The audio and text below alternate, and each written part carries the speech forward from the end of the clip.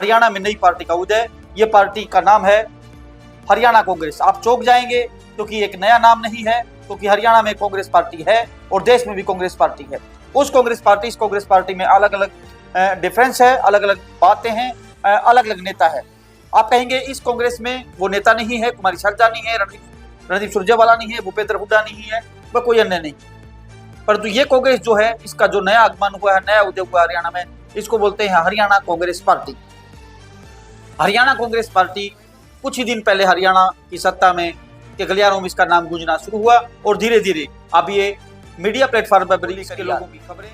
हरियाणा कांग्रेस जो पार्टी है, इसकी नींव पहले काफी लंबे समय पहले रखी जा चुकी थी, क्योंकि हमने इसके अध्यक्ष से बात की। इसके अध्यक्ष हैं सलीम सुलखनी। सलीम सुलखनी के बारे में भी बात करेंगे। सलीम सुलखनी कौन है और इसके अध्यक्ष कौन है।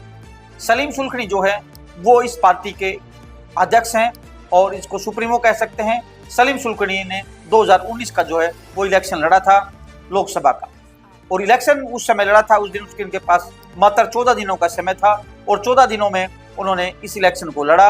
और इस इलेक्शन में लड़ने के बाद जब अखबार की सुर्खियां बटोरी सलीम सुलखनी ने। सलीम सुलखनी क्या है? सलीम सुलखनी हिसार के पास एक गांव है, सुलखनी गांव, उसमें एक साधारण से किसान का बेटा है।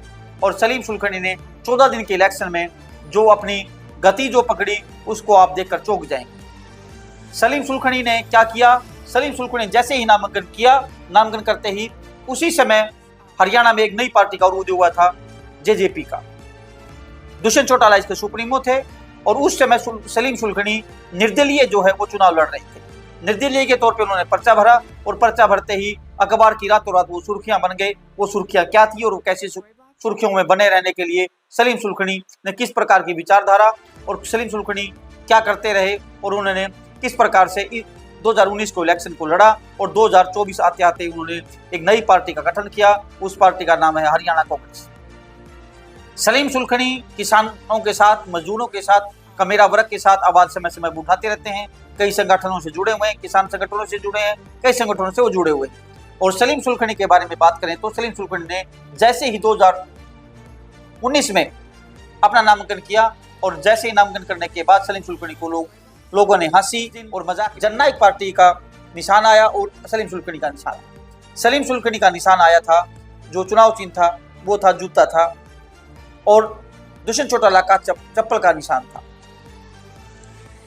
अखबार की सुर्खियां बनी कि दुष्यंत चौटाला की चप्पल के साथ होगा सलीम सुलखनी का जूता। क्या जूते ने कमाल किया, क्या नहीं किया, इन्हीं बातों के साथ आज हम बात करेंगे। और हरियाणा कांग्रेस पार्टी के वो अध्यक्ष हैं और अध्यक्ष के साथ साथ वो कई मुद्दों पर वो बात करते रहते हैं, कई संगठनों से वो जुड़े हुए। सलीम सुलखनी ने इलेक्शन लड़ा, मतलब 14 दिन का इलेक्शन था और इलेक्शन में सलीम सुलखनी ने ताबड़तोड़ मेहनत करते हुए 14 दिन के इलेक्शन में 26 कैंडिडेटों में जो आजाद कैंडिडेट थे, जो इंडिपेंडेंट जो उम्मीदवार थे, उनके पहले पायदान पर रहे। और पार्टी की बात करें तो उस समय की जो पार्टी थी, उस समय की पार्टी में कांग्रेस इलेक्शन लड़ रही थी और दुष्यंत चौटाला इलेक्शन लड़ रहा था और बीजेपी इलेक्शन लड़ रही थी। उन्होंने 5वें स्थान पर आकर आईएनएलडी के उम्मीदवार को भी पछाड़ दिया था।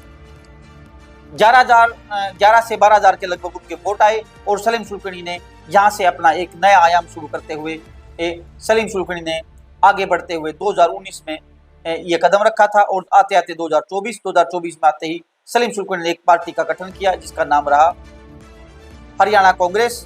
और हरियाणा कांग्रेस के ने अभी 4 लोकसभा सीटों पर इलेक्शन लड़ने की घोषणा भी सलीम सुलखनी कर चुके हैं। हिसार में प्रेस कॉन्फ्रेंस में उन्होंने बताया था कि हम 4 लोकसभा सीटों पर इलेक्शन लड़ेंगे, हिसार, सिरसा, सोनीपत और रोहतक से, और भिवानी। 5 की बात चल रही थी, 3 पे उन्होंने कैंडिडेट को घोषणा कर दी। 2 कैंडिडेटों की घोषणा होनी बाकी है। और आगे की बात के बारे में बता देता हूं कि जो हिसार से जो प्रत्याशी हैं उन्होंने अपनी भागदौड़ शुरू कर दी है और इन्हीं के एक प्रत्याशी हैं, क्योंकि रिजर्व सीट है सिरसा से प्रत्याशी हैं।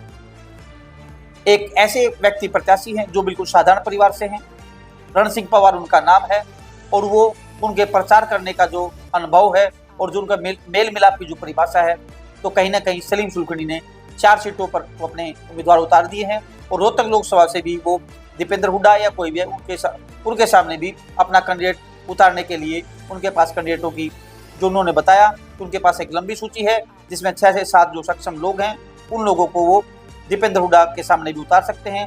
भूपेंद्र हुड्डा के गढ़ में भी वो इलेक्शन लड़ने के लिए तैयार हैं और पूरी जो टीम है उन्होंने तैयार कर ली है।